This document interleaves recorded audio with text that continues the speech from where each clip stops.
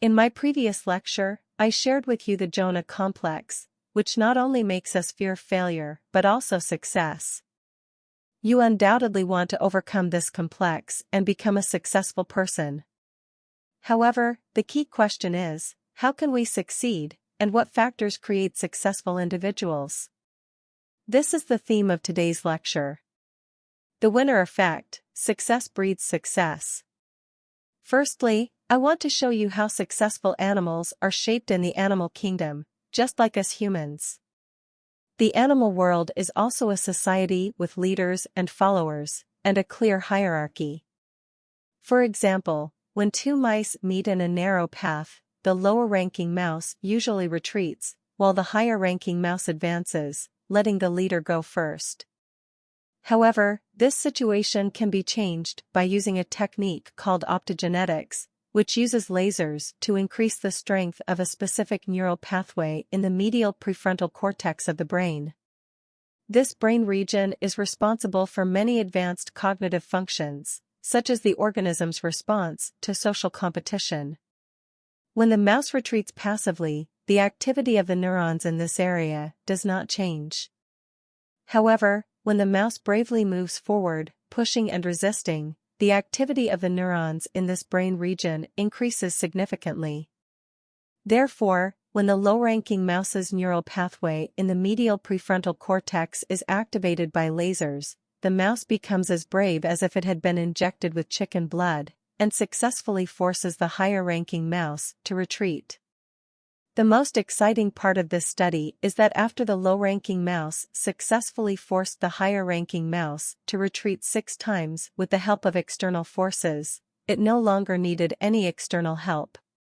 That is to say, without the stimulation of lasers, the low-ranking mouse dared to challenge the higher-ranking mouse on its own. It led the way, advancing without retreat, and defeated the previously higher-ranking mouse. It can be concluded that the previous 6 victories will reshape the synaptic connections of the mid-scene dorsal thalamus projecting to the prefrontal cortex, changing the brain structure and function of the low-ranking mouse. Therefore, the low-ranking mouse no longer retreats passively as before. Instead, it has the confidence to succeed and ultimately achieves victory. We often hear the phrase, "Failure is the mother of success." However, this is wrong. In psychology, we believe that success is the mother of success, known as the winner effect. That is to say, the confidence of victory is not obtained by exchanging failures, but by watering it with victories. Only by moving from one victory to another can we have the confidence to win every battle. As you can see, the rank of mice is not based on the physical strength difference between them, but on their previous experience of victory. This experience of victory will become a self-fulfilling prophecy by changing the activation of your brain's neurons. Although Professor Hu's experiment was conducted on mice, it is also very inspiring for humans. The inspiration is that success is a concept that can be instilled. How to instill the concept of success? There are 2 steps. The first step is to create a great vision that inspires people to pursue grand goals. The second step is to use multiple victories to strengthen the belief in success. As a leader, whether you lead a large company with tens of thousands of people or a small team of 2 to 3 people, what you need to do is to lead your teammates from one victory to another. In this way, you not only win success in your career but also win the loyalty and trust of your teammates because you give them the experience of success and the confidence to win every battle. Therefore, success equals the desire for greatness plus watering it with victories. Instilling the belief in success with a growth mindset. You may ask, since victory is so important, how can we achieve it? We certainly cannot open our skull and use lasers to stimulate our medial prefrontal cortex. Of course not. What you need is something more advanced, a growth mindset. What is a growth mindset? Let me give you an example. There are 2 ways to describe intelligence. Which one do you prefer?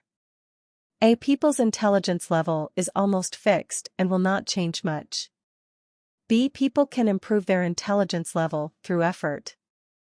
If you prefer option A, then you regard intelligence as a fixed fact that you can hardly control, which belongs to a fixed mindset. If you prefer option B, then you regard intelligence as a variable that can be increased, which belongs to a growth mindset. These two different mindsets will have different effects on us, and why are they related to success? Columbia University psychologist Professor Dweck measured the mindset of more than 412 to 13-year-old children who had just started middle school and then tracked their academic performance in the following years. She found that those children who believed that their intelligence was uncontrollable, that is, those with a fixed mindset, did not significantly improve their grades. However, those children who believed that their intelligence could be changed, that is, those with a growth mindset, steadily improved their grades. The core of the growth mindset is how you view failure. In a fixed mindset, failure is attributed to one's ability, such as I am not good at math or I am not good at sports. However, if you adopt a growth mindset, you will see that you are not good at math because you lack interest in learning math, but interest can be cultivated. You will see that you need to find a suitable sport for yourself, rather than directly denying your athletic ability. In terms of success, the growth mindset believes that success is not due to our intelligence, but to our effort and perseverance. University of Pennsylvania psychologist Professor Duckworth found that perseverance is an important factor in determining the exam results of Ivy League undergraduate students, and perseverance refers to the maintenance of interest and continuous effort. For example, I don't feel difficult to explore a project for more than a month, or I will finish what I start.